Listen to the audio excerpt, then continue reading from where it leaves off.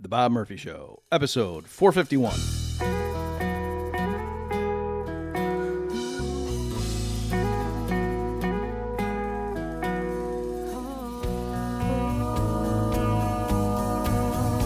There's a tidal wave coming. What you gonna do? Get ready for another episode of The Bob Murphy Show, the podcast promoting free markets, free minds, and grateful souls. It's your source for commentary and interviews, conducted by a Christian and economist. Now here's your host, Bob Murphy.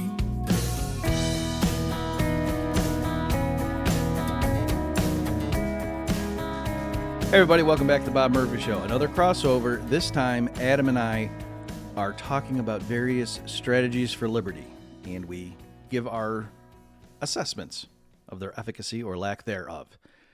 Just to give you a taste, I am going to be more pessimistic in this one than Adam, but I think that contrast will give a full comprehensive coverage of all the issues at stake here. I think you'll like it. Here we go. Hi, Bob. Hey, Adam.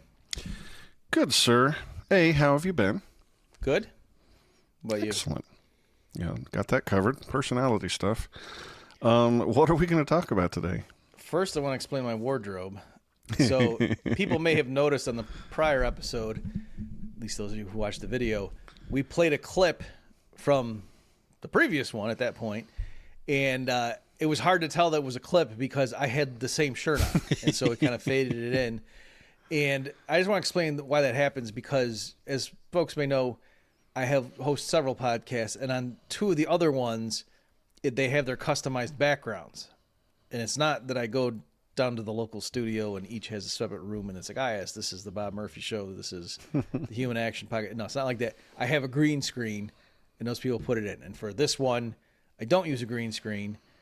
And so what that means is of my polo shirts hanging in my closet, that I always grab the green ones for this show because I can't wear them for the other ones. And so to, maximize the permutations or whatever, to avoid repetition, overall, that just makes sense to always use a green one for this one because otherwise that boxes me in a corner for the other ones. And so then, of course, what happens is since I really only have two go-to green shirts, that one comes up a lot and it was just luck of the draw. And so I'm just going to deviate from that, and I'm just wearing a gray shirt. I could wear this in front of a green screen, but I choose to wear it now. I'm allowed to. And also, last thing I'll say is, because I am going to be very pessimistic and a party pooper, black-pilled in this, or gray-pilled, I suppose, I thought it makes sense to grab this shirt and not like one of my happier blue ones that sort of match my stunning eyes. So, anyway, I think a lot of people were wondering about my shirts, and there I've probably given you more than you need to know. Well, that was a lot of words, Bob, and I think technically you did cover all of the issues. But we can simplify that a bunch by just directing people to thebobmurphyshow.com, and I think there's a donate button there or something, and maybe the good folks can kick you a few bucks. You can get some more you can shirts. Specify. Yeah, it's like you go to church and you say, I want this to go to the missions, I don't want this to any local people, and you can do that same here. Blacker shirts. All right, so you said you're going to be a little black-pilled. I'm on pins and needles. What are we talking about? Yeah, so the premise of this episode, folks, was my idea, and then Adam helped me flesh it out. And so I thought, why don't we just take a stock survey of all the various strategies people have for advancing liberty, bringing freedom to the people, or getting liberty in your lifetime, those sorts of catchphrases. Because there are a bunch, and we interview different people, and some of us participate in some and then get burned out, and they switch to something else. And so I thought, why don't we just take stock of that and just catalog them, go through them, and try to neutrally, dispassionately give our assessment as to, hey, is this working or not? Not necessarily to give advice to the viewers in terms of here's what you should do, but just to give our opinion on stuff. Because I think it is important every once in a while, like if we were in a war, to occasionally check in. I remember reading commentary about the First World War, and there were a bunch of British admirals sitting around looking at reports and stuff about how much tonnage of merchants that the German U-boats were sinking. And one of the admirals just looks up and says, well, this means we're losing the war. And they were like, well, and then they changed the strategies and they switched to a convoy system or something, whereas for some reason earlier they had just said, oh, no, that's not going to work. That's a bad idea. Anyway, and that's kind of, and for whatever reason that struck me that he was like the only guy in the room that said that out loud, and that kind of broke the spell, and they realized we got to do something different. This isn't working, so anyway, that's... I think I understand what you mean. Mm-hmm. I mean, you could have given the analogy of how a baker running a bakery needs to take stock of things and look at their inventory and how much they're moving. But you went straight to World War I and dead sailors and sunken tons of merchandise and munitions. And you're the people all getting ready to starve. Yes, that's right. And you're wearing a dark gray shirt. So, okay, I think I see where this is going. So yeah, that's... Tell us all about the types of liberty-achieving strategies that obviously can never work. Okay, and by the way, I mean, I am going to be largely pessimistic, but that this need not be that, right? It's possible, and partly too, I'm hoping for pushback, right? So I'm just kind of telegraphing what my own views on some of this stuff are going to be, but clearly, folks, in the comments or on social media, whatnot, if you think that I'm being too pessimistic, by all means, or if you think we missed something, please bring it to our attention. And I don't know what Adam's going to say, right? So he and I brainstormed. We got a bunch of obvious things, then we grouped them up into various categories. So we've got 3 main categories of things we're going to cover, folks. The first category is just do it yourself. The second category is education/persuasion. And the third is politics. Okay, so that's what you're in store for. And it's going to be snappy. I think you're going to like it. I think so, too. If these categories don't make sense to you, blame me. I just came up with them on the fly, and they looked okay to Bob. So let's start with just do it yourself. And that's, I was thinking the principle, you can't wait for some other group to give you liberty. You're going to have to, if you want liberty, you're going to have to kind of make it happen yourself. So I'm thinking things like agorism, local voluntarism just in your own life, Bitcoin, expatriation, if you can flee to some place with a less oppressive regime, or I don't know, maybe Elon will give you a lift to Mars or something, and also homeschooling and the concept of free cities, like Prospero and Morzapan in Honduras, and maybe something like the Seasteading Project that Patrice Friedman is excited about. And things, I'm sure there's other things. It's just what I was thinking of. Get yourself some liberty by making some liberty in your own life. What do you think about that, Bob? Okay, so here, and again, folks, we got a lot to cover, so we're going to kind of do drive-bys on some of these things. Just my quick thoughts. So with just about all these things, it was that when I first heard of each of these, I was very excited, and then there was a lot of promise, and then just in practice, it's with a lot of this stuff, I'm not saying this is going to be true for literally everything, but a lot of these, part of the problem is just people, right? and it is what it is. And it's going to be like with a lot of these things where it's like, yeah, if you had the right kind of people and if they all did such and such and were super disciplined, it would work. But no, people fight and they have disagreements about stuff. And, so for example, Bitcoin, right? So there was a lot of promise for that. It's funny, I kind of seesawed on that early on when somebody first, I won't say the guy's name in case he doesn't want me to mention him, but I remember there was a guy that I met when I was in Auburn, Alabama at one point, and he was really early into Bitcoin. I mean, like right out of the gate, and was telling me about it, and I was just asking him questions. And I had determined that I thought, like, no, ultimately, like the government could still set up choke points, and it's not like everybody could just completely move off grid and the government would be helpless and couldn't totally stop that. Like early on, I figured, I concluded that it's not like a panacea, even though, yeah, maybe it's still really cool. And then it really started taking off. And I've said this publicly, that Tatiana Moroz was the one who encouraged me to go to a Bitcoin conference. This was early. I think it was 2010, but I might be off on that. And I went and gave it time. I could look it up if I had time, if I had the thought to prepare and look that up. But anyway, I gave a talk to the Texas Bitcoin conference at one point, and that was the first one I went to. And she was right that the energy there, everybody was building stuff and they were optimistic, and it was just night and day compared to the typical libertarian event where everyone's just, bitching and moaning about how bad everything is and how stupid everybody, you know what I mean? So it was really like, that was refreshing. And so I understood what she meant about that, and it was great. And, and it was rising. And as we're recording here, I mean, Bitcoin's hitting all-time highs again, right? So it's not that there's that element, but what the issue is, the concern among some people is that it's been co-opted. And here it's a huge fight, and that's part of my problem, or the point I'm making is Bitcoin originally was sold as, hey, nobody's in charge of it. Like people couldn't corrupt it if they wanted to. That's the essence. That's the beauty of this thing, is no one's in charge. It's decentralized. And then you had these wars that still arose, and you have Roger Ver's book co-written with Steve Patterson on Bitcoin being hijacked. And again, whether you agree with that or not, there's a ton of people that agree with them, and there's a ton of people that hate their guts and think they're liars or nuts. And so, and just for people who don't know, the controversy is that originally Bitcoin was supposed to be like a replacement for everyday money. And so it was like, yeah, you could go buy a cup of coffee just by transferring Bitcoins to somebody, and it won't scale. That's not going to work.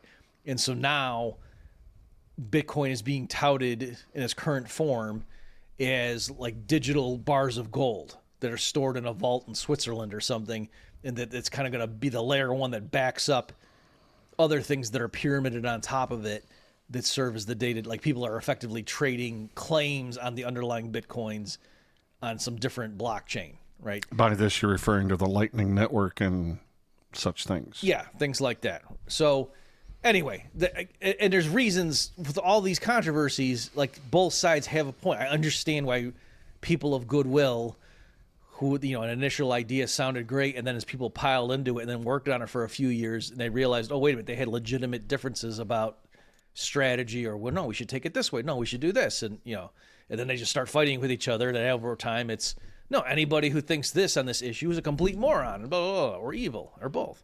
Okay, so I'm saying that's what's happened with Bitcoin, where it is, largely being, like, there's major investment bank stuff now into it. And so anyway, I think it's here to stay, and I am a fan of Bitcoin and so on, but I do understand, I think people who think this by itself is going to revolutionize the world in its current trajectory in terms of bringing freedom to everybody. I don't think as many people believe that as was the case 10 years ago. Okay. Do you want, maybe I'll just stop it because I know I was talking for a bit. Do you want to say anything on Bitcoin per se before we keep going? Folks, let's take a break from the action for this important announcement. I've been promoting the upcoming Expat Money Show, which is October 10th through 12th, for a few weeks now. We're getting into crunch time. And I have to say, with everything that's been going on lately in the United States, getting a plan B is even more important now than you would have thought before. So particularly if you're somebody who's blessed financially, I really encourage you, don't come up with excuses for why you don't need to do this. For example, you might be thinking, well, we got to make our stand in the United States, and if we just run away, then we've conceded. And that's not a good strategy. That's not a good argument. I asked Mikkel Thorpe that very question, that objection, when he was on the Bob Murphy Show as a guest, and he pointed out that, for example, the truckers in Canada, when they were having all their bank accounts and whatnot shut down, the people who were based, had their headquarters somewhere else, had a home base of operations that put them in a stronger position to fight the tyranny of their government where they lived, that they had that alternate plan B set up. And so likewise with you, it doesn't mean if you set these things up that you need to go move there and never come back, but it's good to have options, okay? And what's great about the upcoming Expat Money Show Summit is that they are not charging you for this. They're going to give you an introduction to all the different things you got to think about, and then if you want to pursue any of these topics, you can do so. Okay, so there's really no commitment besides your time. I'm going to be tuning in when I can. So it's from October 10th through 12th. You're going to learn how to legally protect your wealth, secure second residencies and citizenships, reduce your tax burden, and own property abroad. Okay, the focus this year is on Latin America, where there's a lot going on. Again, Plan B, it's no longer optional, it's essential.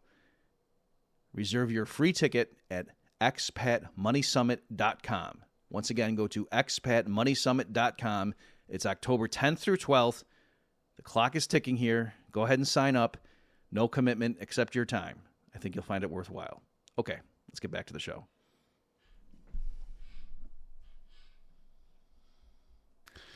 Yeah, quickly. I don't think you said anything wrong. That's good. Or I wouldn't tell you if I did. A couple of thoughts. One is, like, if we suddenly did have a free market in money and competing currencies, like the thing you talked about the split between Bitcoin and Bitcoin Cash and all these other arguments, I think you'd see stuff like that in a decentralized market if it existed, especially in the early days. So I'm not that worried about that. I certainly agree that the panacea aspect isn't going to pan out. It's not going to just bring liberty, but I like the blockchain element. I like some of the technological aspects, and I like the fact that it hasn't gone away and it keeps getting bigger and bigger means that people will think that tools like this can be used in unique ways that used to require a government. So I'm sort of glad it's just out there as a use case. I think it's a good piece of the puzzle. I'm cautiously white-pilled about it, even if it doesn't, end up being the money or whatever. Yeah. So maybe I guess we're orange-pilled, right? I that probably came off too hard because I agree with that. And even the stuff that I do at Infidio, which is like my day job, folks, it's not what we're doing right now, but I can see like what we're doing now is going to give us stepping stones. And then, down the road, I've given talks on this stuff. I think I was at Oklahoma State when I first gave a talk on this.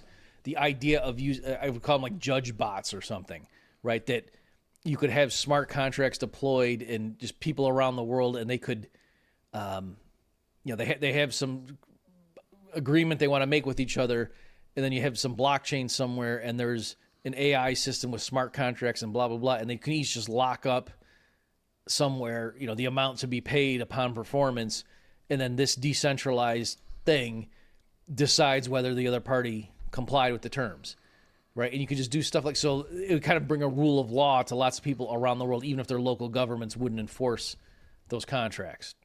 And so I think that has a potential for, being huge as well. But that per se is not going to stop, some government from coming and, burning your house down or throwing you in a cage, right? So I'm just saying with a lot of these things, I think some of the early proponents of this stuff, a lot of these thought, this is it right here. This is the magic bullet. And the more you get in the trenches and realize like, no, it's not going to be a magic bullet. Yeah, definitely not. But like even the stable coin, which doesn't have any particular, this will make us free use case. It does allow people to exchange dollars without going through any network, right? Yeah. That's got to be useful in areas where either people are unbanked or their government is a problem, or it is just sort of nice to have a thing that just zips right by potential roadblocks and lack of intermediarity problems, and that's just the technology that we have now. I think it's pretty exciting. Oh, and I meant to text you and I forgot, Adam. I wanted to add things like Uber and even just some like UPS or whatever, but Uber's a better example, or Airbnb, I suppose, of just, using technology to do things and sort of get around the old ossified government system. Yeah. So I think Jeff Dice is the first person I heard make this point. I don't know if he stole it from somebody else or just, this was his insight, but saying, libertarians have been writing stuff for decades on the problems with government monopoly or cartels, whatever you want to call it, for taxi cab, the medallion system in New York City and whatever, and how much those things would sell for, and how bad it restricts quantity and raises prices and the quality is blah, blah, blah.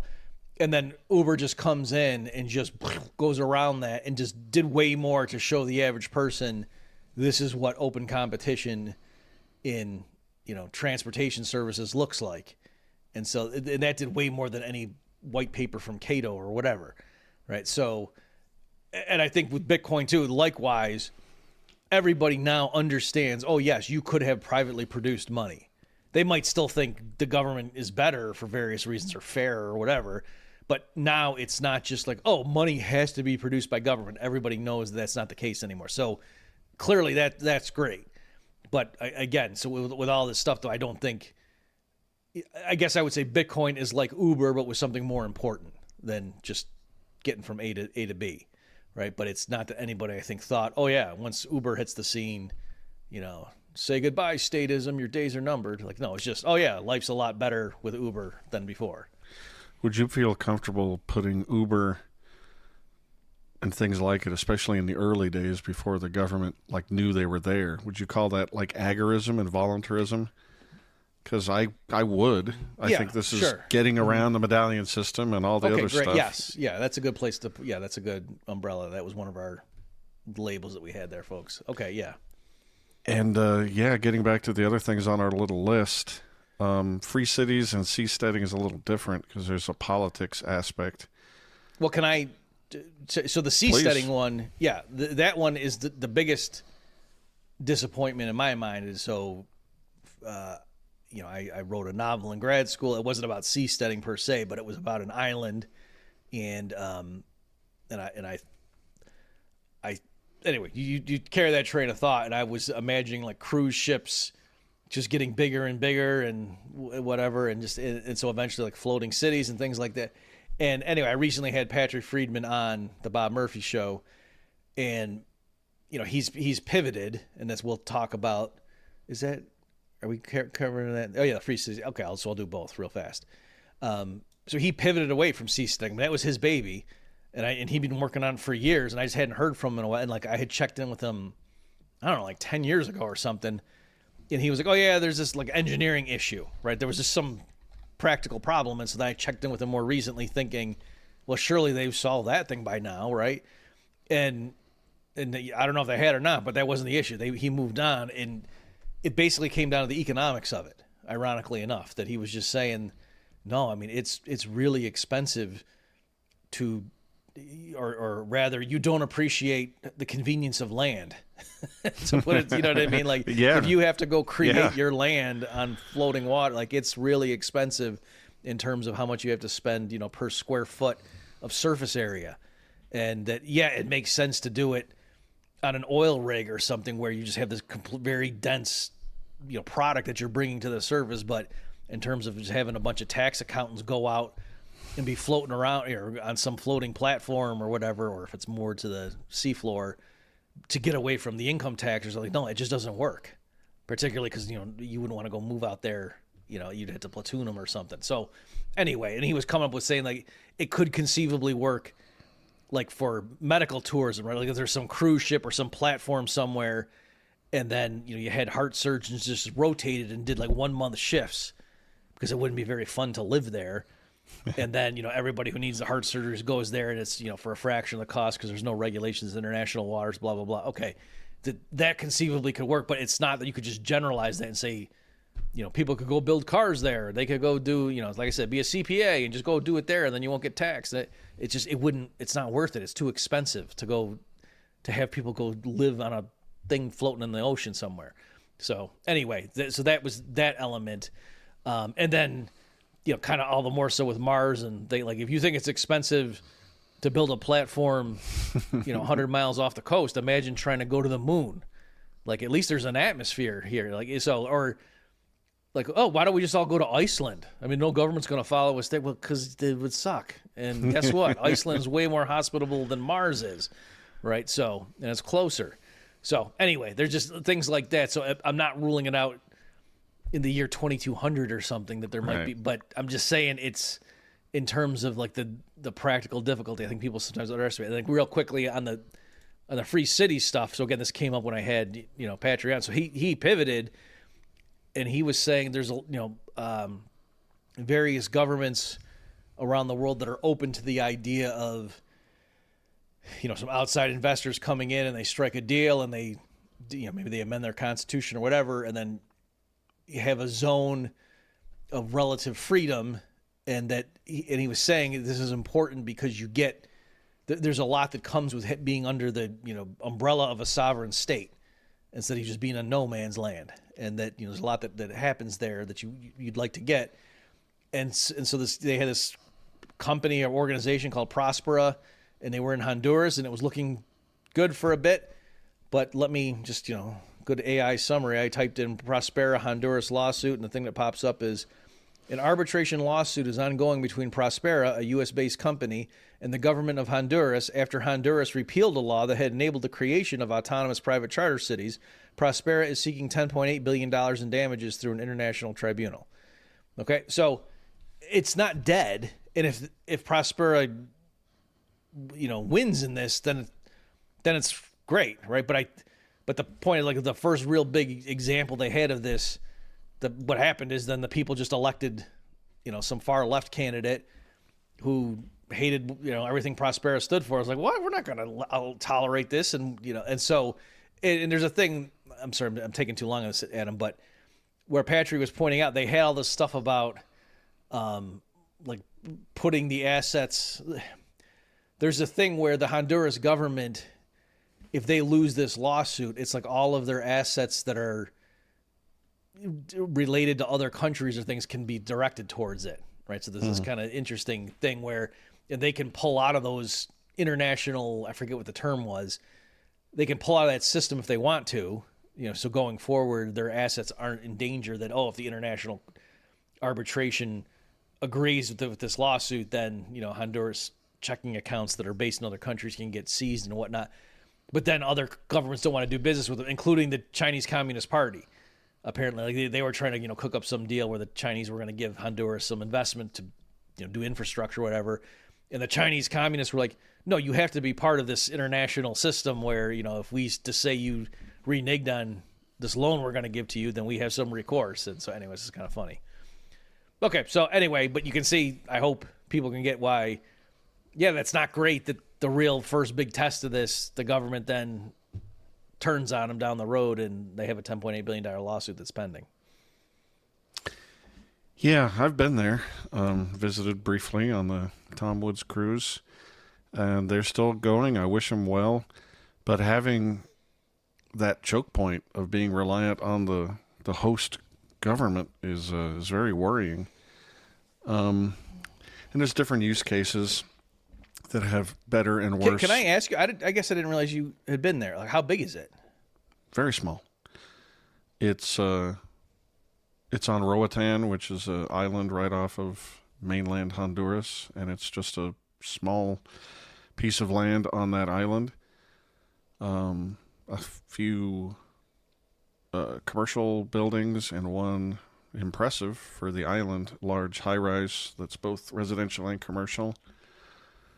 They're being restricted a little bit because of this lawsuit. Did you sell a kidney while you were there? Is that how you paid for the cruise? Yeah, obviously.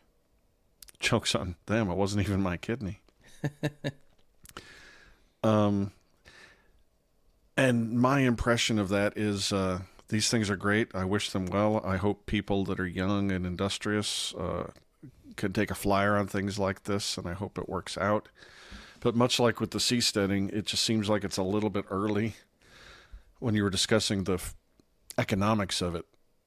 Like, things would have to get really, really, really bad on the mainland of all governments for seasteading to make sense financially. And even then, you'd have to fight off, raids from the mainland if some government decided that you were under their jurisdiction or something. But I'm just generally in favor of anybody trying to float a balloon as to how you can get more freedom in this statist world. So I wish him well. But I wouldn't invest in it because the Honduran government is more socialist than it is freedom loving. So how do you invest money there? It just seems risky.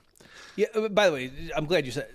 Obviously, in case we haven't bent over backwards, I'm not here trying to criticize anybody or whatever. And I'm glad everyone's trying all these different things, and we'll just see what happens. But I'm just trying to also be honest, like I say, that it's like when the admiral, again, this story, I'm probably exaggerating what it actually said, and I misremember, but assuming that some version of the story I told is true, the admiral going, well, we're losing the war. It wouldn't be, so you just think that our captains are a bunch of babies, or you aren't applauding the efforts of our sailors or something, or all those merchantmen that got sunk, you just think that they're idiots. It's like, No, I'm just saying I don't know that this is going to work, so. And in both Prospero and Morazan, the other one, I mean, they're in operation and people are receiving the benefits of a tiny little oasis of relatively improved freedom within the governmental structure of Honduras. So it is working for a lot of people right now. I mean, depending on what you mean by a lot, you have to look up the numbers of people that live and work there. And they have like medical tourism, right? So it's not even just the people there, but like They have all sorts of people things, are flowing through there, right? And just getting. Like you get more of that, I think, in Prospera. I think mostly it's more local-oriented people living there. In the other one, they're not identical, as of course they wouldn't be. They're creating their own legal structure, basically. But in general, it seemed to me like this is either a thing for the young who want to take a flyer, or maybe they have their best use cases in the future. I wish them well. But when you think just do it for yourself, like the agorism part, I think that's huge. Just make yourself a little bit more free by sort of opting out of whatever the government structures. I consider homeschooling a part of that. You can micro school with your friends and neighbors and just, get your kids out of the propaganda machine that is a government school. And I think that of our three categories here, I like that one the best just because you can immediately make yourself more free if you just make the decision to do it. And we have expatriation on there too. I don't have much to say about that. Mikhail Thorit probably would, and Tom Woods at this point, but I don't have Yeah, can we just, not to blow through the homeschooling too quickly. I mean, yeah, I think in terms of like personal happiness and, influencing things you can control, yeah, this stuff that, raising your kids the way you want to raise them and whatnot. And it doesn't necessarily need to be just homeschooling per se, but just in general, like it's not letting them watch TV programs, Sure, whatever, yeah. going to church, or just, Yeah. and it's, getting them off social media. I think it was it Jeff Dyson? I'm going to be quoting a lot of Jeff Dyson. These little things are about, but he said something a few years ago about like right now with our culture, the most like revolutionary avant-garde thing you can do is to get married young and have a bunch of kids. That sounds You know like what I mean? Jeff. Like that offends Yeah. people, and so anyway, and I think that's right. And so, I guess you could say, well, the downside is you don't sleep a lot and you don't have a bunch of, spare money or something, but okay, that's fine. So you can do stuff like that. But to be fair in terms of the other criteria that, that the way I'm judging other things too, you can say, yeah, that's great, but certainly, you just doing that with your family, that's not going to change like the course of history per se. And if with a lot of these things, again, it's kind of like, well, yeah, if 30% of the population did that, that would totally work. But if it's not, then, so the same kind of thing here that, yeah, obviously do that and make sure that, your kids understand, the important stuff or whatever. They're not going to obviously be your clones and go just do whatever you say, and you wouldn't want them to. But in any event, that's, there's like a little thing where at least for the first few years, they actually think a lot and care what you think and want to be like you. It's amazing. By teenager years, they get over that. Don't get me wrong. But anyway, so sure, if you're complaining that, hey, no one's listening to my great ideas or the fate of this country, well, your kids would. And so go ahead and focus on that. But anyway, again, just repeating myself. So I think in terms of, yes, your time spent on that is well spent and whatever, but that by itself is not going to, arrest the slide if that's what you perceive to be happening.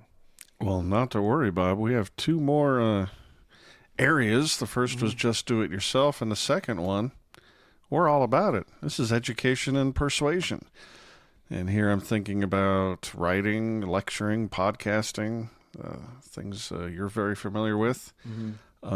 Would, in terms of education and persuasion, would like a commercial fit into that? I mean, it would if it were the right kind of company. Okay, but I mean, we talked about homeschool. Like, what about it was like a family thing? Like, is there something that like can blend all that together? I mean, if you could combine a business and a family with a great commercial and waterfowl, I think you'd end up with this great company. I don't know if you've heard of them, Bob. I think you have. I've mentioned it before. It's the Swan Brothers, who do this amazing merch branding, clothing, embroidery, swag production outfit. Have I mentioned these guys to you? I've heard of it, yes. They're amazing.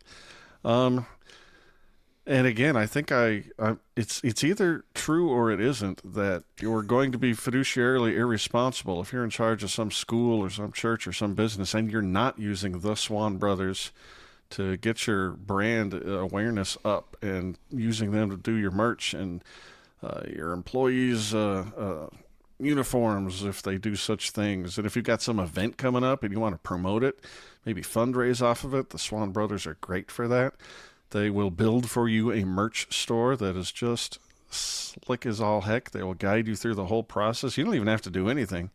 Just give them your artwork. And if you don't know how to draw, just describe your artwork. They'll even take care of that for you. They're pretty great.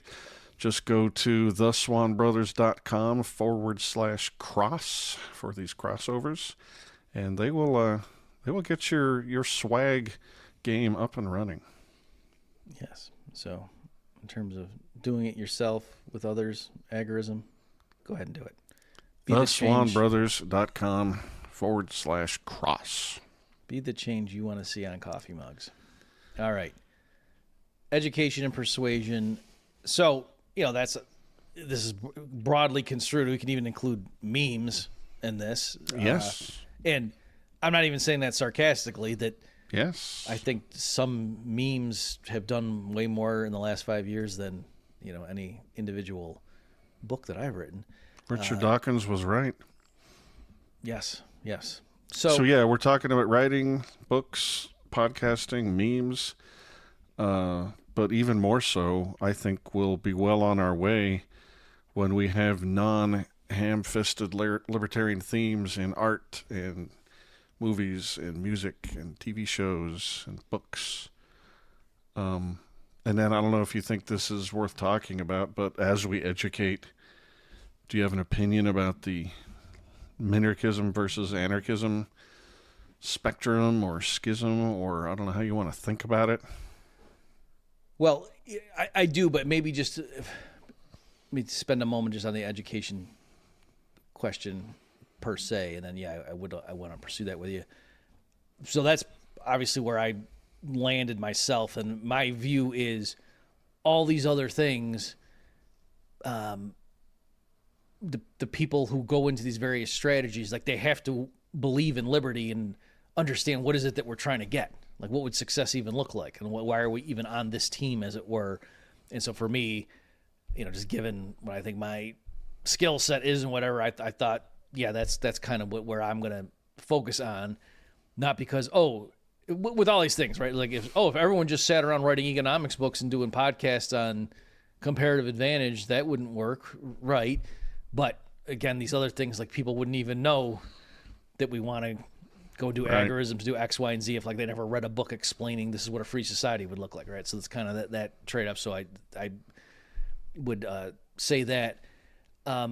Let me just be the pessimist first, and then I do want to pursue your questions. So even on this one, though, again, it's like I'm not as optimistic now as I used to be that there was a period like where Austrian economics was really making advances.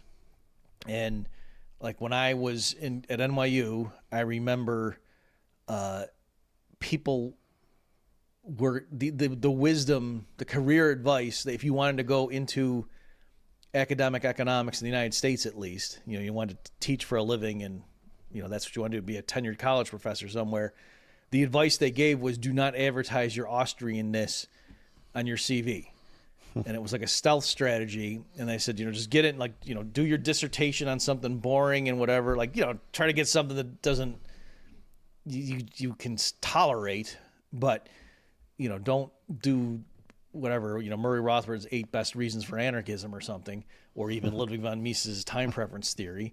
And so they said that, and then the idea was to get your foot in the door somewhere, and then once you get tenure, then finally you can go, surprise, I'm Austrian, right? And that was truly the strategy they taught. And then over time it switched. Like during my career, I just know, because I'm close with a lot of these guys like coming out of GMU or whatever, and it's just like a factory cranking out people and placing them. And at some point it switched where there had been enough people going to these outposts sort of as undercover agents or whatever terminology you want to use. And then over time they had enough of a foothold where now they were hiring. So now the strategy switched, and they were telling young PhD students who liked Austrian campus, you need to advertise that you're an Austrian so these outposts can find you, right? Because there are, obviously it's a minority, but the point is now there's enough of us out there who are older that have, broken the glass ceiling or whatever goofy metaphor you want to use, that we need to find you. And so you got to advertise who you are so that you can get spots at them and they'll interview you and blah, blah, blah. Okay. So that was great. And so I was really excited, but and after the financial crisis in 2008, my phone was ringing off the hook. And lots of people, I was going around and I was showing them Austrian business cycle theory. I wasn't calling it that, but I was showing, and they were like, oh yeah. And, I think now, like, just with Trumpism and MMT, I think the Austrians kind of got drowned out, and we're at the point where, the average, like, MAGA type does not trust college economics professors at all. And I don't blame them. Sure. It's kind of like, I imagine it would be like if you were a pediatrician and then, like more and more of the young parents coming in, like didn't want any vaccines at all. And like, if you said, well, if you got a headache, you want some Tylenol? And they were like, what? They're never coming back, and I don't even research this, right? So for all I know, that's all, totally correct and everything. But I'm just saying, I can imagine a lot of physicians say, look, just because a lot of my colleagues like lied through their teeth and took money from Big Pharma for the COVID stuff, you can't just, and it's anyway, I think it's kind of like that with that. And I was like, yes, I know a lot of economists are completely full of it. They have these ridiculous models. And when I went to grad school, we studied models where the agents in the model don't even hold money. Sure. But on the other hand, tariffs are really stupid, right? So like we've known this, since the 1800s or 1700s, anyway. So that's kind of, I know I was going off on a bit there, but I like after 2008, I remember thinking this with the bank bailouts, or you know what I mean, all that stuff, and just seeing how quickly Republicans just, if the stock market crashes and Hank Paulson gets on TV and tells everybody that your bank account is not going to work next week and your life insurance policy is going to get canceled unless we bail out all these companies and do TARP and blah, and everyone was, okay, and just completely folded, Glenn Beck included, and then later he tried to get out. It was like, no, what are you talking about? You were supporting of it. So anyway, like that's when I realized we have done nothing in terms of like the free market economy. Yeah, like Republicans talk about tax cuts over, but no, the average rank and file Republican in fall of 2008, government is the solution, not the problem. And so that's when I realized, oh wow, I thought we had done a better job educating the mass, like not the masses, the foot soldiers and the right wing or whatever. And in other words, I knew they were bad on foreign policy and the whole torture thing, but I thought at least they know that, if there's a bad economy, having the government come in and save everybody, that's not a good idea. No, they didn't know that. If it's a Republican in the White House, then that's probably a good idea. So anyway, and it's been downhill from there. That it's, like I said, to the point where Republicans are, take over Intel. Yeah, why wouldn't you want it? That's good return for the taxpayer. Of course, that's a smart move. Wait. Yeah, that Pfizer and Intel thing is disappointing. We got to get you a darker colored shirt to reflect your pilledness. I get everything you're saying. I'm going to offer this little snippet of a white pill, like much like the fighting in Bitcoin is sort of what I would think would be natural if we were starting to get a free market in money. I think there's way more libertarians than there are now than there were, 50 years ago. Way more. And way more Austrian economists, way more people who are receptive at least, both in numerical numbers and as a percentage of the population. And I think that even though we're getting reflexive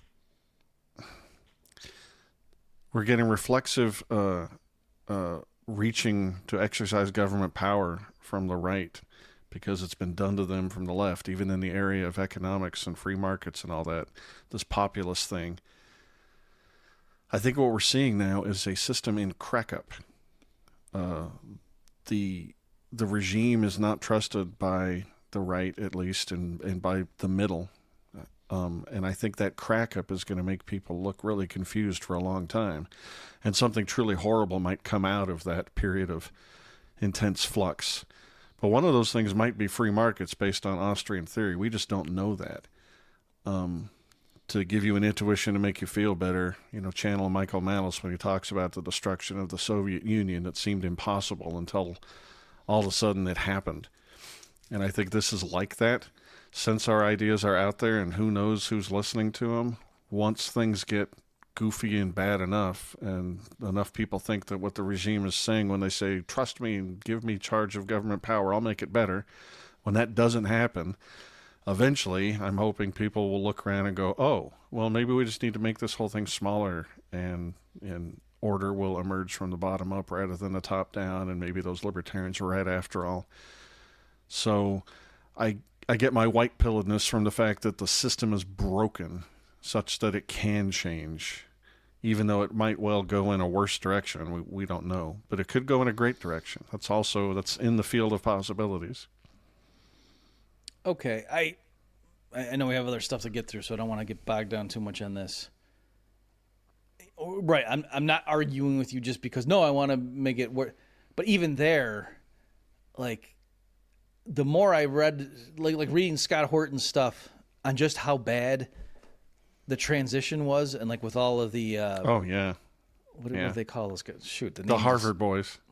Well, yeah, right. But what the kleptocrats in Russia, what do they call the oligarchs? Was that the term, or is there some other more Russian specific? That's the one I use. Yeah. Okay, that I knew people used to throw those terms, but I never really looked into in like Scott's chapter.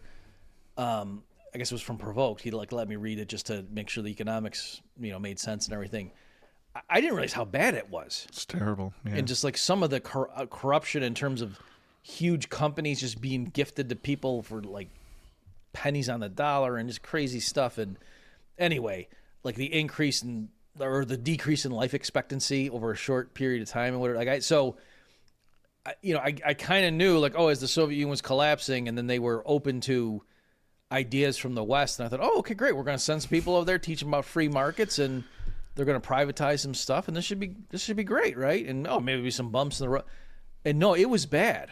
And certainly it's not like the average person in Russia right now, I think, is a fan of Ludwig von Mises, because we learned so much from the Harvard guys that came over, and the transition was so awesome, and yay capitalism. So yes, they're not in a gulag, and it's better now than it was. But in terms of like the triumph of liberty in the long run, I don't know that that's going to pop out of that. So you need to read more science fiction. Like when I think of the long run, I'm thinking, the year 3000 or whatever, maybe 4000. Well, you could, in the Bible, it says in the long run, eventually Jesus comes back, and then yes, we have. Well, what are you worried about then? Well, I'm not. But I mean, I guess we anticipate. That's partly where I was going to go with all this, is to say, this is why you need Jesus, folks. And that to me, it's like I actually am optimistic. And you say, well, what's the point, Bob? You're such a everything sucks. And it's because I think there's supernatural Deus ex machina coming at the end. But anyway, I can flip it too and say, if you're a secular libertarian and you still have hope, I think you're fooling yourself. So you don't realize what you're up against. So I put it that way. Yeah, but I don't put my whole ego into winning this fight. Every day's a gift, and there's a lot of wisdom in that. Yeah, just like Ludwig von Mises was a champion and stuff, even though according to his own value system.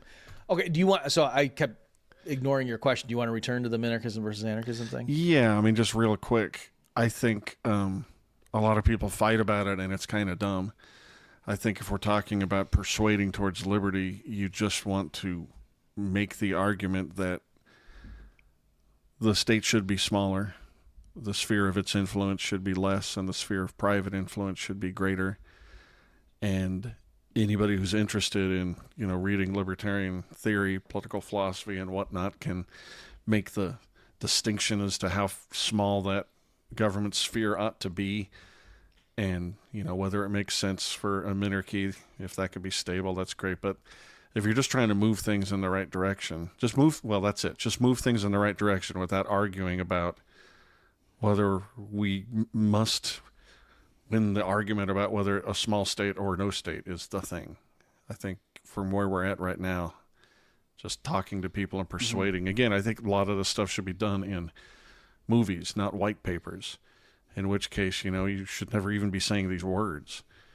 You should be showing a world that operates in a certain way with more private autonomy and less authority. Yeah, so on the don't let me forget to come back to the movie stuff. Okay, but on the minarchism versus anarchism, my quick position on that stuff is, and I think my own career has kind of shown that early on, I wrote chaos theory and everything, and that was kind of my deal. And then I rarely write about that stuff now. I mean, it's partly because I'm not a tenured college professor, so there's not too many firms in the financial sector that are paying someone to be, an anarcho-capitalist theorist, right? But beyond that, though, it's partly for what you're saying, that to me, rhetorically, the reason it's critical to have a really rock-solid, like, this is how a totally free society would work, and right, you don't need the state for anything, including protecting us from nukes and putting serial killers in cages, and a private voluntary sector can handle all that stuff way more effectively, humanely, than the state could. If you don't trust the state with making cars, why would you trust them with telling you who murderers are? Like, that seems kind of a bad idea, right? So anyway, for all those, I think it's important, largely just for a rhetorical fact, that if you're arguing with like a big state person and you're telling them, oh yeah, these welfare programs are bad and this and that, and you can't, or bomb in Iraq, you can't trust these killers, these guys are cold-blooded, all this stuff, and then it's like, oh, but we can trust them with these other things, right? And so it seems kind of inconsistent, like the arguments for why you want to shrink the government 20%, if you do have this reserved thing of, oh, but these really important functions, then yes, these politicians that we call bumbling fools and philanderers and liars and killers in this other sector, now on this stuff, all of a sudden we trust them with this stuff, right? So to me, that seems kind of untenable, and so that's why I think it's very logically fulfilling and satisfactory to say, yeah, if you want, we can do it. But yes, if I'm writing an op-ed or something, or if I'm going to be on Tucker Carlson's show, I'm probably not going to be there making the case for anarchism. Like, that's not the venue for that. And also, I don't even call myself an anarchist anymore, partly like we were reviewing the G.K. Chesterton thing, because there is that association that they think you mean something else. But also, since I'm Christian, I just said, there's a sense in which I'm a monarchist. Like, I have a king, so it's kind of weird that I'm calling myself an anarchist. So there you go.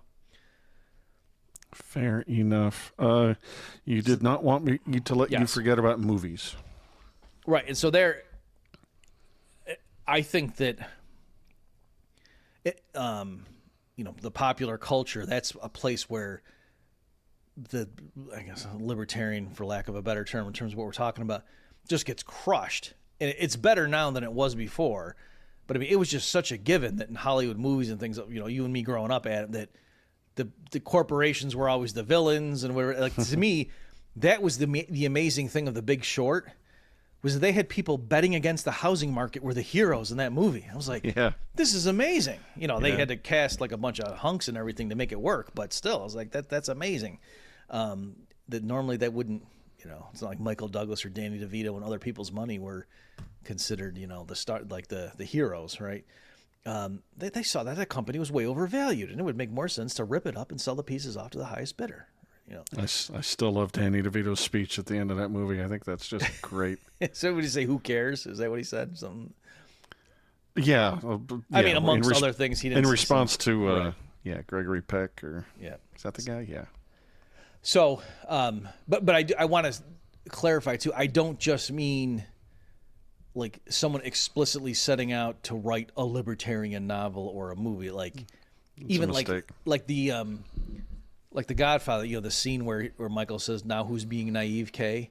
I think that scene did more for convincing the average American that politicians murder people than, any thing that, any expose or something that Alex Jones could have done. Absolutely. Yeah. Even I though agree. that was fictional, but it was just like the movie was so authentic and like cutting edge and hardcore and like, yeah, this is how the world works. Right. And and then they have that, and it's like, oh yeah. I mean, I know that. I'm not naive. Yeah, I know that senators kill people. So anyway, All right, let us find ourselves a shirt made for you from a material from another dimension called ultra, ultra, ultra black, because we're going to move away from just do it yourself and education, persuasion, into our third little bucket of how do we achieve liberty called politics. And in here we threw secession, my personal favorite, the Free State Project, the Libertarian Party or any other minor party, joining a major party, Republicans or Democrats, and trying to make them more libertarian, forming coalitions for good state legislation or national, I guess, school choice, defend the guard. Should we focus on the federal or the local level? I think you were in a fugue state when you wrote out ethno-state and the helicopter solution. And here you were really onto something. Maybe we can put our trust in a benevolent dictator. And I think we agree, Bob, that if it's not Baron Trump, I don't want it to be anybody. He's tall. His name is Trump. Come on. his name is Barron. Yeah. So His name is Baron. So what else do you want? I don't mind living in a barony. That sounds exotic. And then I mean, when he gets married, it'll be to the Baroness. Like that's, that's right. Who doesn't want a baroness involved in their life? And then I just had a thought. I don't know when to say it. Let's talk about all those other things first. okay. All right. Maybe focusing on like getting some Liberty Republicans in there, that kind of thing, or not even Liberty Republic, but just like, you got to have a major candidate. These third parties, you're wasting your vote. You got to, Ron Paul showed he did the most and he ran for probably. Trump is like shaking up the system and Okay. I'm just going to put it this way. There could not be a better shot at this outsider coming in who's a billionaire who has outside his own financing or whatever, coming in, just taking the arrows of the corporate press and whatever and just emerging unscathed, amazingly, things that would have taken down, he had like 9 different things that should have taken him down, including a bullet, and just coming through and doing all this, assembling people, RFK Jr., Tulsi Gabbard and stuff, and the second term especially, where he really had a shot. He had a bunch of the Silicon Valley people and whatever behind him. And I mean, he freed Ross. I don't ever want to minimize the importance of that. But I mean, on issue after issue, and like in particular, like the Epstein thing, I'm not even saying they needed to do anything about it, but they could have just not talked about it. And when people say, what about the Epstein? They say, you know what, we're dealing with the situation in Gaza right now, and there's this and that. That's terrible what happened to those girls, but at this point, that it's not going to undo that. Whatever. But not what they did. And he said, we're talking about Epstein. What do you care about? This is a hoax. I mean, it's just, I can't believe they handled it that way. And then you keep having all these things. Well, okay, at least he's, not as war hungry or whatever as Biden would have been. And the more that continues, it's like, I don't know. And now they're blowing up there. Did you see the latest thing? Now they've switched and said, oh, you know how we've been blowing boats? We're going to take it to land too, because now these narco terrorists, they've gotten wise to us, and they're not shipping it in boats, to go 1,100 miles in a little speedboat to Miami. As we've said before, this is obviously a pretense to do a regime change in Venezuela, as they've wanted to do for a long time. But I got to stop you before you kill yourself, Bob.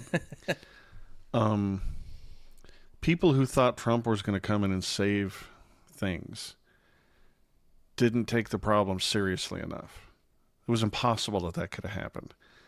But him winning and the things that he tried, even though they didn't work, and to the extent that he tried them, these are to the good. for the purpose of waking up the public, making the next run at it, which is also going to fail, more likely. It's much better than if Kamala Harris had won. We'd be in a worse situation. So I think that if you were disappointed that Trump didn't save us, you just shouldn't have thought that was ever going to happen. The swamp is really, really, really big and powerful, and Trump's not our hero. That's just not who he is. He's a big clumpy doofus who came in and knocked the mask off a bunch of lizard people, and that helps. Yeah.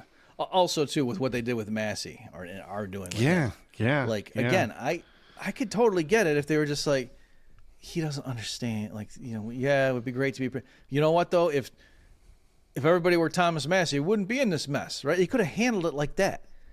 And just, painted him as like Mr. Magoo or something, or like, oh, Thomas, okay, you're going to have your principles, but we're over here governing. But instead to just vilify him and to try, to threaten him and whatever and say, we're going to primary you. And all. I mean, it's just, anyway. But there's a flip side. That's kind of good, because you don't want people to think that populism around a demagogue is the right idea. You don't want people to worship Trump and hope he gets a third term. You would, the state is awful. And it's almost good that he treats Massey so clumsily in his evil.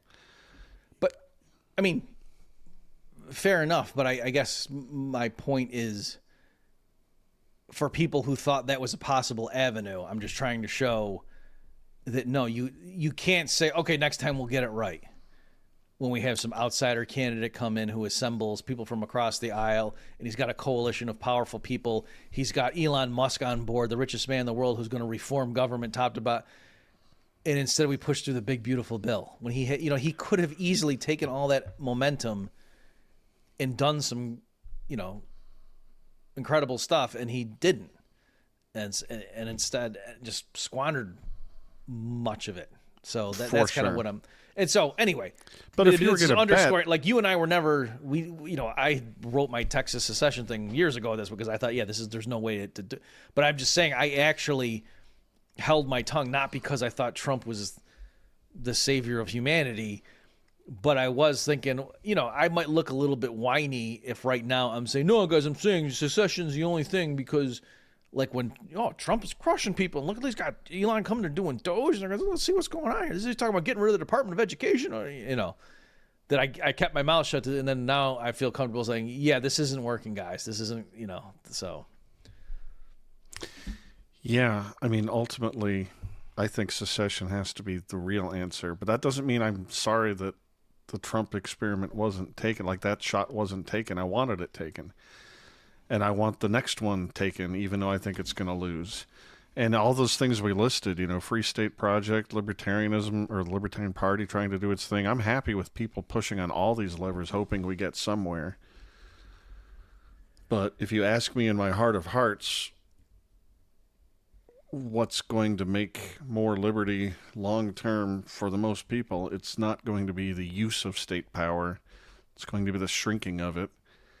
And I think secession is probably our most likely bet. But I think the system has to crack a whole bunch before that happens. Okay, and so this is part of that, yeah. Let me relieve myself on this idea, too. And again, because I'm just being fair here. My point with all this stuff, folks, again, is to say, like, when you first hear, it's like, oh, yeah, that could work, and let's have some of our good people in that. And then just over time, I say, oh, man, this is going to be harder than we thought. So likewise here. Again, I wrote a pamphlet on secession that I had decided years ago. I think one of it's not that this pushed me over the edge, Adam, but it was like the thing that said, what, I really have to write this, is when they had two different national anthems at a football game or something. Yeah, I wrote about that. And I was just like, there are two countries. Like, what more do you need? So anyway, my line on that was, why so stingy? We could get more national anthems, couldn't we? Okay, so anyway, this is a headline from, or an article, I should say, from January 11th, 2024. Texas Supreme Court won't take up secessionist groups' push to get Texit measure on GOP ballot. And so what had happened is, the Texas National Movement, and I've had, their president, Daniel Miller, at least once, possibly twice in the Bob Murphy show, Yeah. talking to him. And, and when this stuff was ongoing, was in the thick of it, I was rooting for him and I was hoping it was going to work.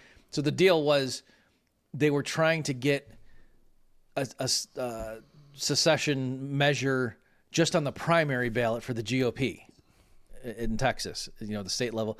And the GOP chairman blocked it.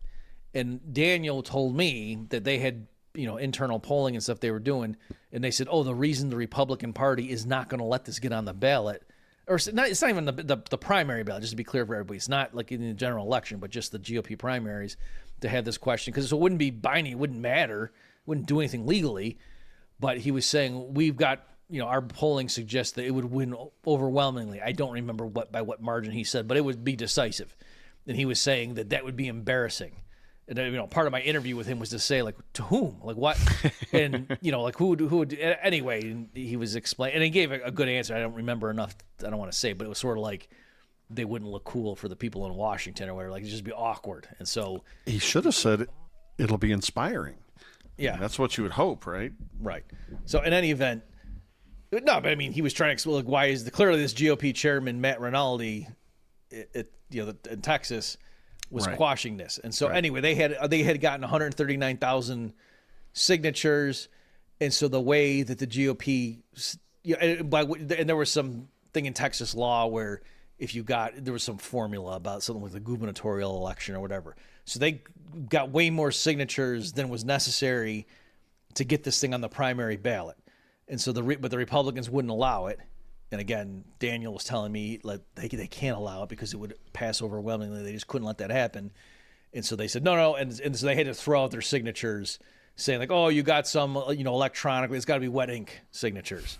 Right. And so that's what they said. And so then the Texas Nationalist Movement sued the GOP, the Texas GOP, saying you can't do that. And then, this article was saying the Texas Supreme Court just isn't taking it up.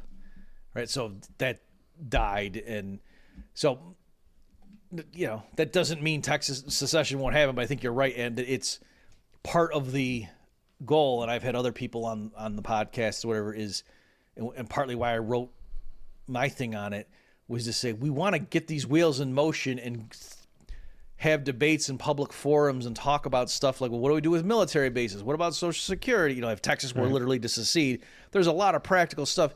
And you don't want to be figuring that out after the dollar has crashed and Right. cities are on fire. Like, that's not when you want to be having those esoteric conversations. You want to know ahead of time, this is what we will do if we ever hit the go code. And I'm just saying, like, it's just even something like getting it on the primary ballot when apparently it would pass overwhelmingly and just people would say, no, we're going to block it. And say, well, if that's illegal, you just sue them.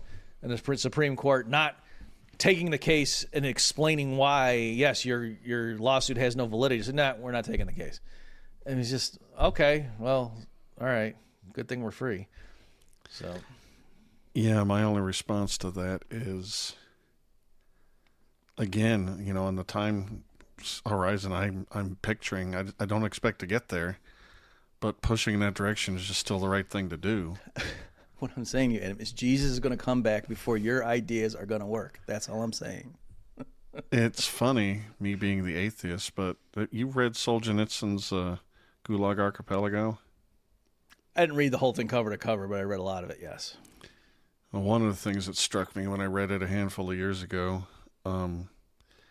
is the behavior, as Solzhenitsyn describes it, of the most religious people in those gulags, and just how they wouldn't demean themselves and act against their principles, even though they knew that it was probably going to go harder for them behaving that way, but they did it anyway because it's the right way to live your life.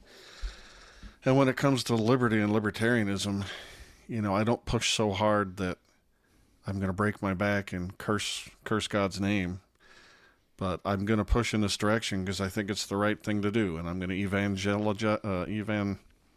proselytize to the Evangelize? I gave up on that word. Proselytize to the... You can't even pronounce the word. You think you're going to get Texas to secede? No, but if they start shouting about it, and New Hampshire starts shouting about it, maybe 20 years later, like Nye County secedes and then says, yeah, do something about it. And like when things start shaking up, it's like I said earlier, a lot of things are in flux. The regime's control is slipping. And when that happens, a lot of things just all of a sudden start being possible. And so I say just keep pushing in that direction and hope for the best. In all of these areas that we've been talking about, do it yourself, preach the good word, and yeah, sure, use politics to the extent that you think it might help on the margin or in a long-term vision. Speaking of the Free State Project, can I bash them too? Yeah, go nuts. Okay. Again, folks, with all this stuff, just to be clear, it's not that Adam's saying try things and I'm saying don't. That's not what we're saying here. Adam is saying try things, and I am saying you can if you want, but let's be realistic about the results. No, I'm actually trying to make a joke there. That yes, for me, do these things because if you think it's the right thing to do, that's why you're doing it, not because you think this by itself is gonna, necessarily bear fruit per se. Okay, but the Free State Project, again, with my theme of awesome idea, I early on wanted to sign up, to sign the thing. And my wife at the time, she was like, well, we don't know what your job's going to be. She actually was more practical. And I was like, okay, yeah. In other words, you said you don't want to be in a position where you sign your name and then you don't move.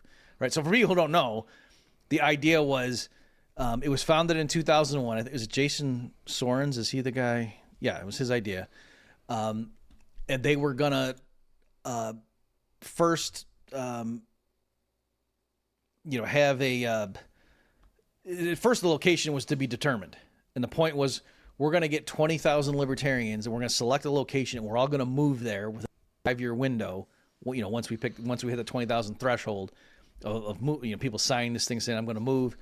And then just think if we had that concentration in a relatively low population area, that we can't change what Washington is going to do. But I mean, can you imagine if we were all just in a block there, either through explicit political means, like we would have all the local representatives and things like the sheriff would know who we are. He might be one of us, that, but also just in general, like if all your neighbors smell marijuana and don't call the cops, then that's effectively as if it's been legalized, right? To use an old example people used to use back when that was a thing.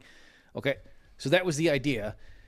And again, I just want to say in terms of the time frame and what the original idea was and how is it proceeding. I'm not criticizing. I'm just making sure people are aware that looking at the Wikipedia thing here.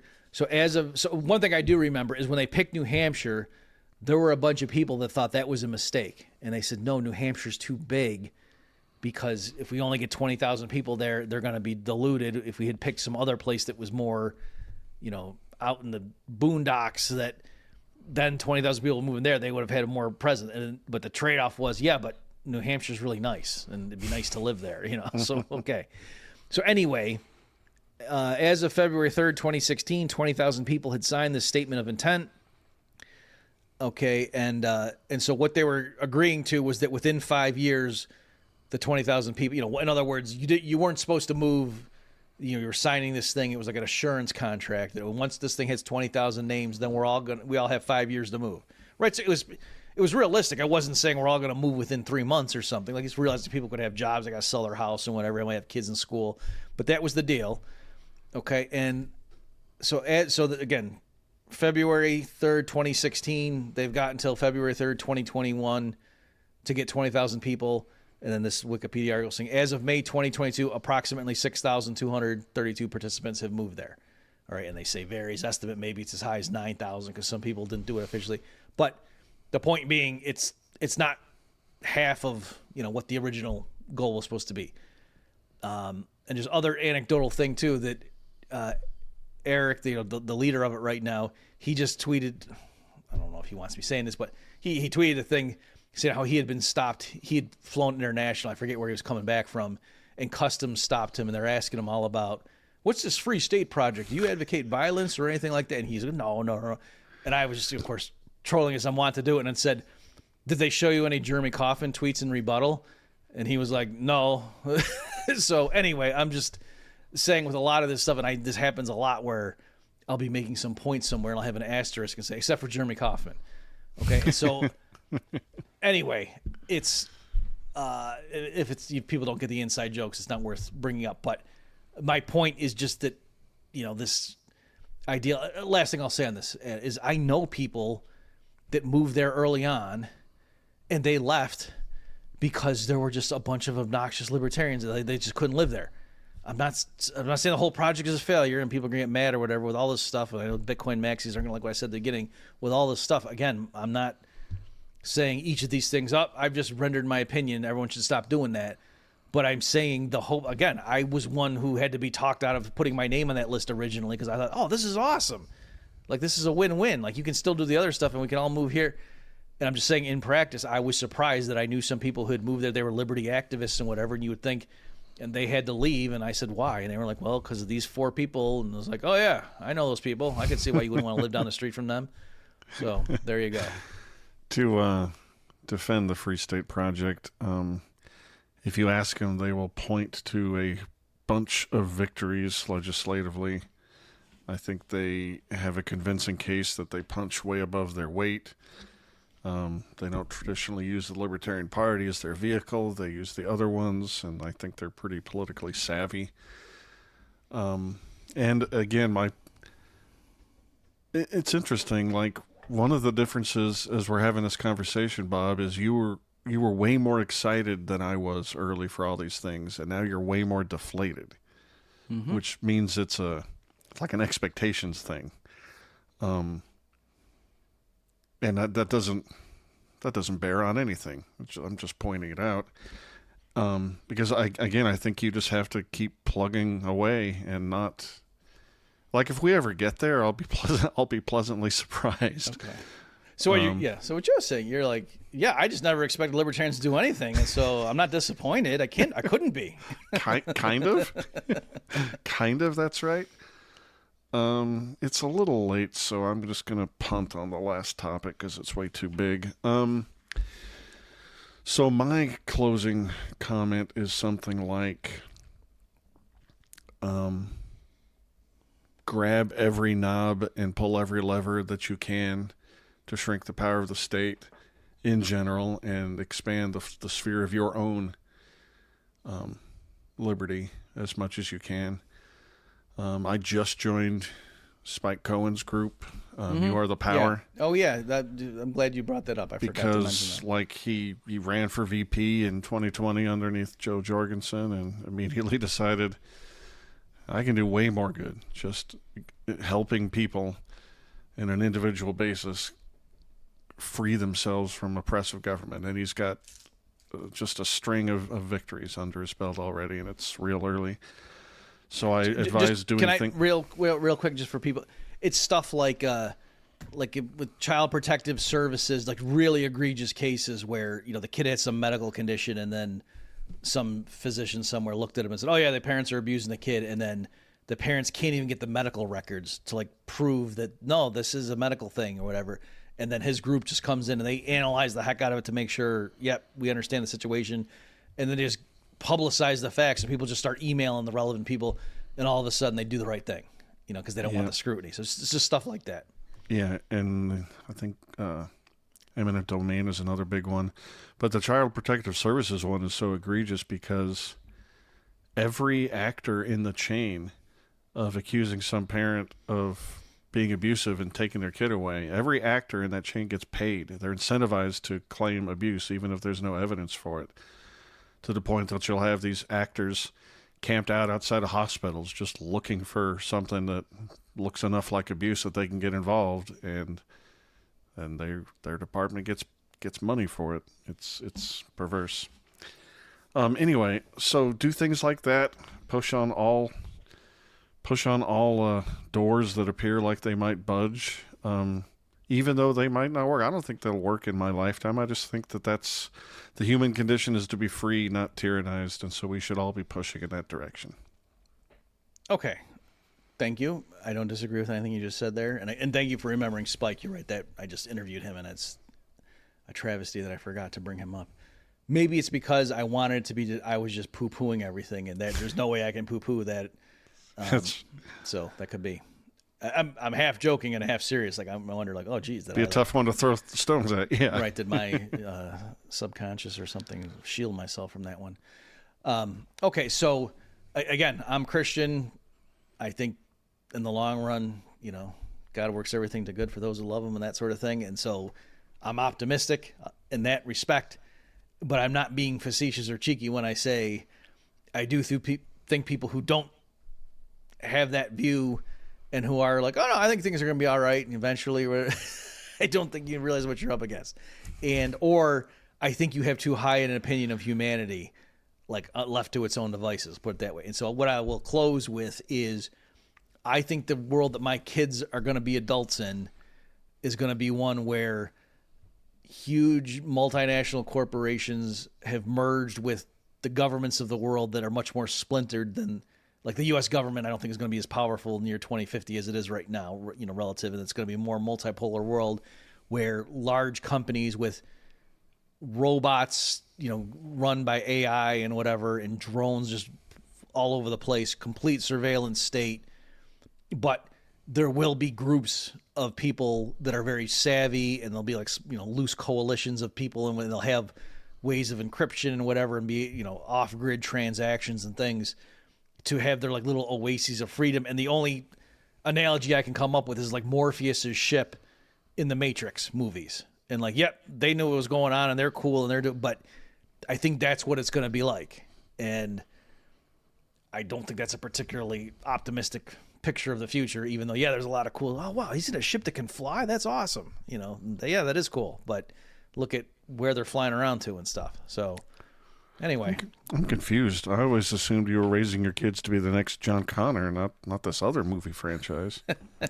Yeah. So, and I'm just saying, like, given that I think that's the trajectory, I don't see any of these things that we've just covered is going to stop that from being true in the year 2050.